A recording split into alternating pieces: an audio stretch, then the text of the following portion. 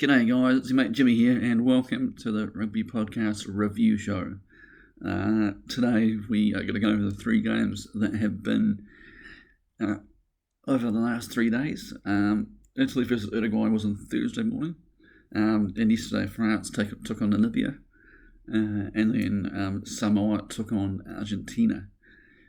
So three very, very good quality games of rugby, and the games had implications on the group as well, so there's been a meaning behind them as well. I thought probably the best game of the three. Probably I thought was Italy versus Uruguay. Italy won that 38-17, but Uruguay showed a bit of fight in that game, and put the Italians under huge pressure, particularly in the breakdowns. Let's just have a look at the stats here.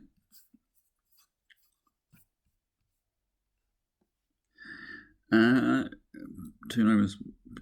So the Italians had 8 penalties against them, and that was due to the fact that they had some really good players at the breakdown from the likes of their number 7. Santiago Cavete, and also the number 6, Manuel Ardo. Both really were clinical at the breakdown. Whenever the Italians don't have a support player there, the Italians got a penalty conceded.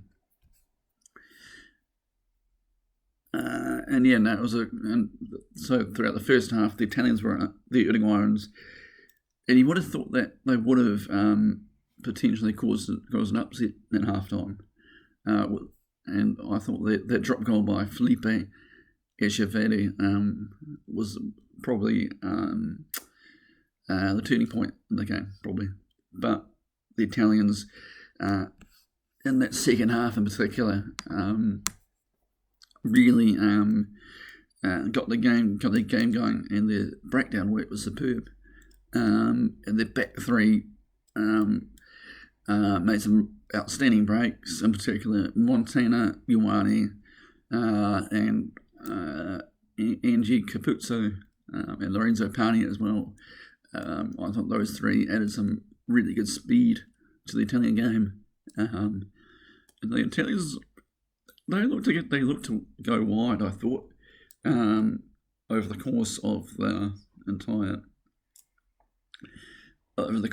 second half. In fact, in the last 10 minutes of the game, you could really tell that the Uruguayans were just under the pump the whole time, and it really was that blue wave of attack after another. And I thought that something like Nicolo Canani, Sebastian Negri, Lorenzo Canoni as well, but those three in particular had a really good game. It gave quick ball to the likes of Thomas Allen and apparently Gabri as well. The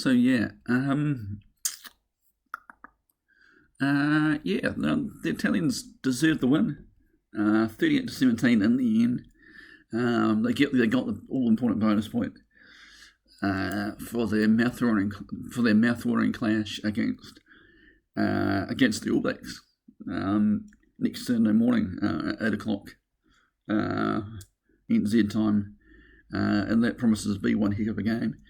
The key for the Italians, though, is can they have that second half that they did against Uruguay against a top-tier nation like the All Blacks and like the French in the next couple of games. Because they've never made a Rugby World Cup quarter-final before, and I hope it doesn't happen next week. Sorry to the Italians.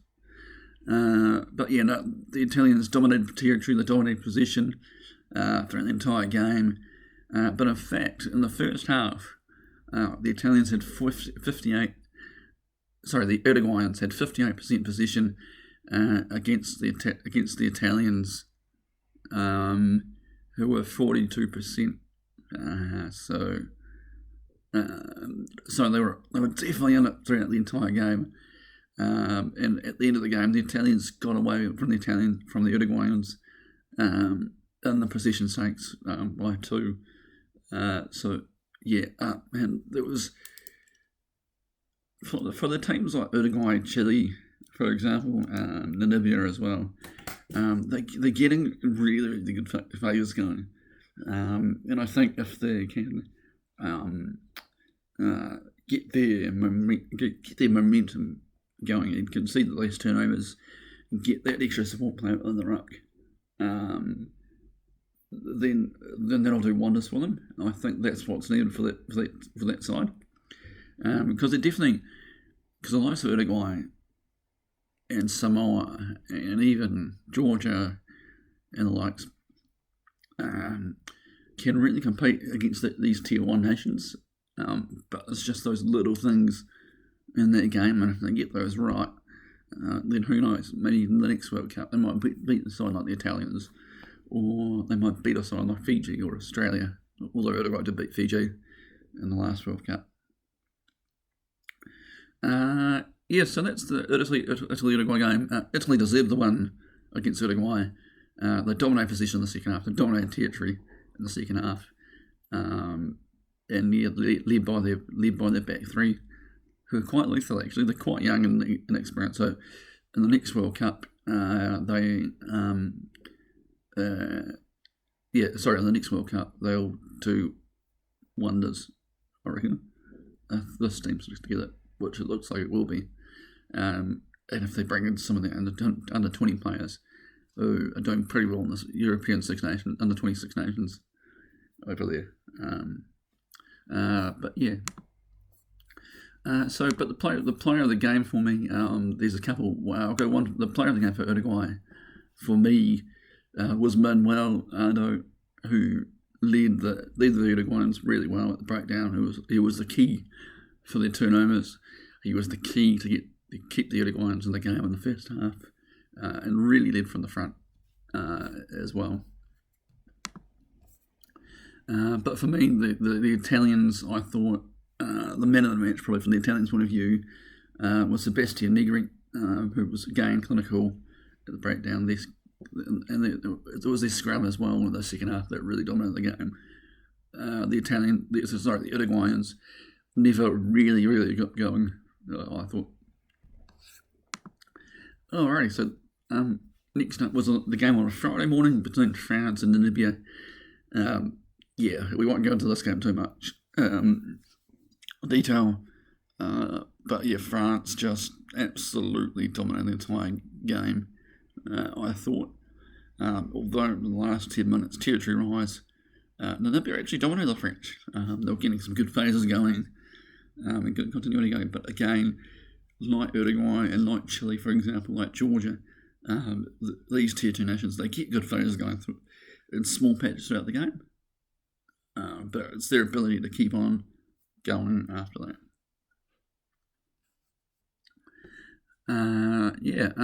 It was 96-0 in the finish, 54-0 at half-time. The French wingers had 5 tries between them.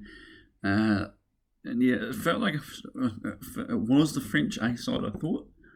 Because after the French game against Uruguay, they didn't feel happy about that game, and so they were okay risking a few injuries. And unfortunately, Antoine Dupont is in doubt for the next couple of games. He is the poster boy of the World Cup, and it will be a shame for the game and for the tournament if he's not there as the French captain. I thought the likes of Manuel Jalibert attacked the line really well. And that dummy by Charles Olivion in the second half, where it just dummied the whole Namibian side to score a try, was just superb. And some of the one-handed passing by the forwards, from French forwards, it was really, really just that champagne rugby from the French. Dummies, the one-handed offloads, the one-handed back passes even. And I thought the Namibians were also denied a try in that game. and unfortunately it was Jesse John Johan Diesel, just head-on-head contact. Whether or not it was a fair red card, but it's just the way that the referees have interpreted it throughout the course of the tournament. And whether we agree with it or not, at least they're consistent throughout. So my man of the match is Damien Pino. The tries that he scored, the breaks that he made, and also and Thomas Ramus as well was also the man of the match for me too. So 2 man of the matches. Because Thomas Ramus, Jonathan Dante. Louis, not Jonathan Dante. Louis Berry. When he got the ball, we scored this try, and we were just from about halfway, and just zigzag around the Namibian defence. And when he was gone, he was gone. So he was also my man of the match as well for that one moment. So there's 3 men of the match, of course.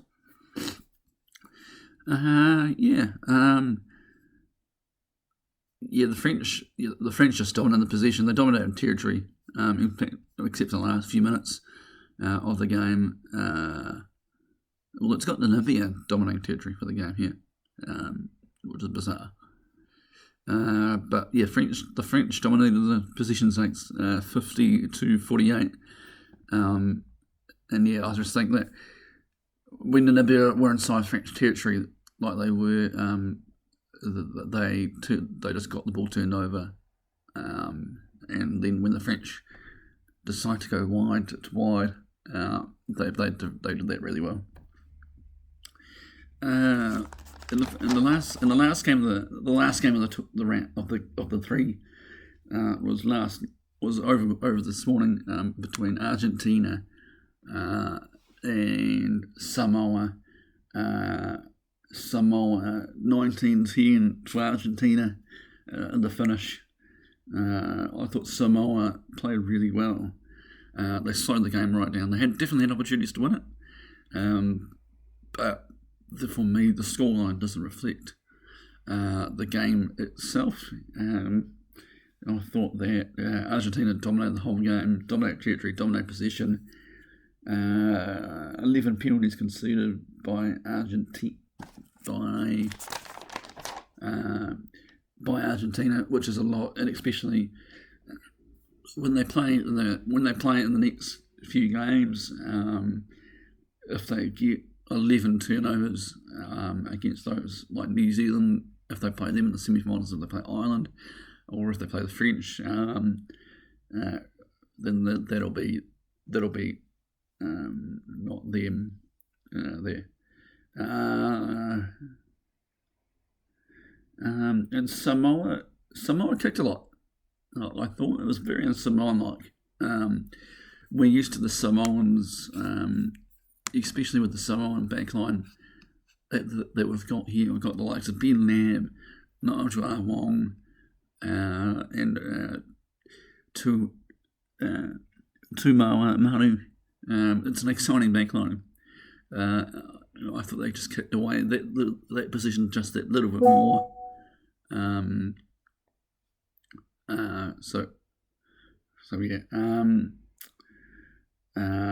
it was very, very un-Samoan-like, as I said before. Emiliano Baffelli scored all the points but 3. And I think the Argentinians learned a lot from the game against England. They were good at the breakdown. I thought the likes of Marcus Cremier and Pablo Montero was outstanding. In fact, he did a kick again to put Samoa under pressure. And he's kicked before to set up tries. In fact, if you remember him playing against the Blues in the World Cup, sorry, not the World Cup final, the Super Rugby final, you can do it, and he leads from the front really well. I think Fritz Lee played really well for Samoa. Good at the breakdown, turned over the ball a few times and gave Samoa a chance. And they were in it. They were really in it. They were not 16-10 down at one stage, with about 3 minutes to go. They scored a try.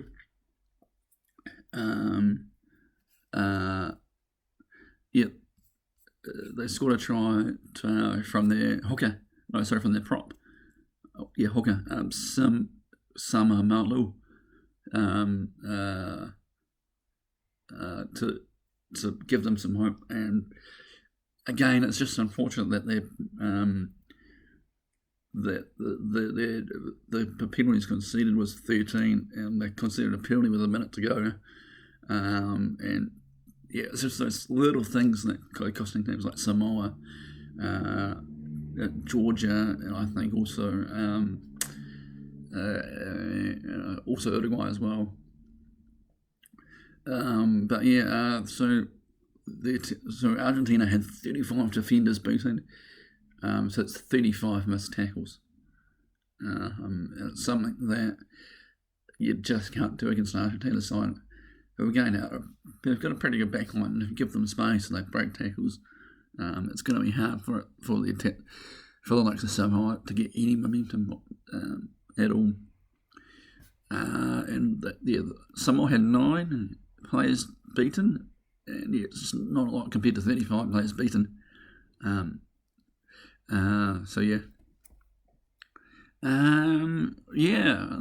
wraps it up. I think the man of the match overall from the Samoan game against Argentina was Manuel Baffelli. Kicked outstandingly well, and just gave Samoa absolutely nothing.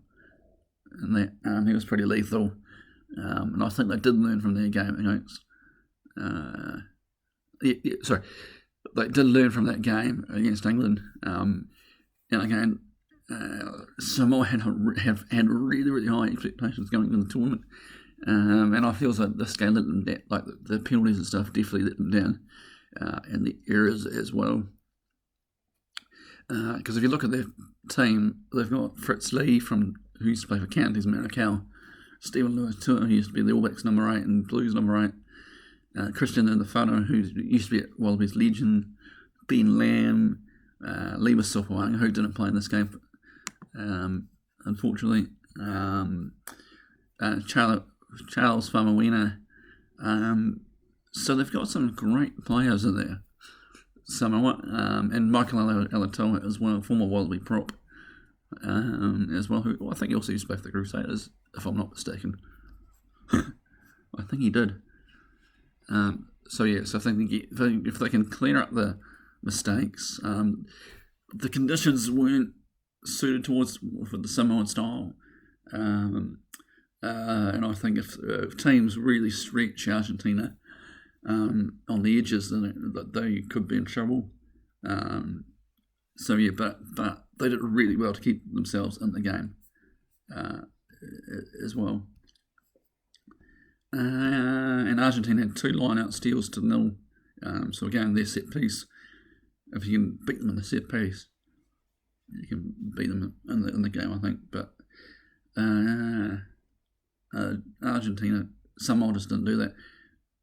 Scrum 7 out of 9, so 77.8% success rate. Compared to Argentina's 100% success rate at scrums. That's the review show, guys. I hope you guys enjoyed that. I certainly did, and it's going to be a fascinating couple of games up ahead. So what I'll do with the video, with the review show for the big games, is that I'll do that on Monday morning after the Australian Wales game. So there'll be quite a few games to get going. But once we're there, it's gonna be, we will know who's in what, and who will probably play the All Blacks with the Italians in Pool A. Over and out, guys. We'll see you guys in the next video.